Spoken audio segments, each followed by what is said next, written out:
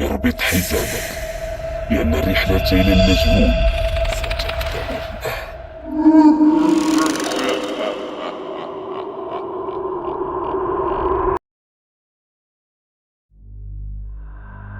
جبال الأطلس طبيعة ساحرة وهدوء لا مثيل له، لكن خلف هذا الجمال يروي الناس قصصا غريبة، أصواتا لا تفسير لها، أضواء تتحرك في الليل وظلال تظهر وتختفي. فهل هناك شيء ما يختبئ في أعماق هذه الجبال؟ في هذا الفيديو نغوص معا في أغرب ما قيل عن جبال الأطلس المغربية. تمتد سلسلة جبال الأطلس على طول المغرب، وتضم الغابات، القمم الثلجية والقرى المنعزلة.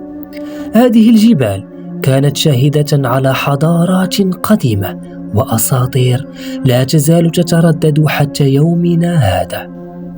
لكن وسط هذا التاريخ العريق ظهرت روايات غامضة عن مشاهد غريبة في عمق الجبال. في منطقة إيملشيل راع يقول أنه رأى ضوءا غريبا يخرج من الغابة في منتصف الليل. اقترب ليتفقد الأمر، لكن الضوء بدأ يتحرك بسرعة ثم اختفى فجأة، تاركا وراءه صمتا مخيفا. وفي منطقة آزرو امرأة مسنة روت أنها رأت كائنا طويلا جدا يتحرك بين الأشجار، لم يكن يشبه الإنسان ولا الحيوان.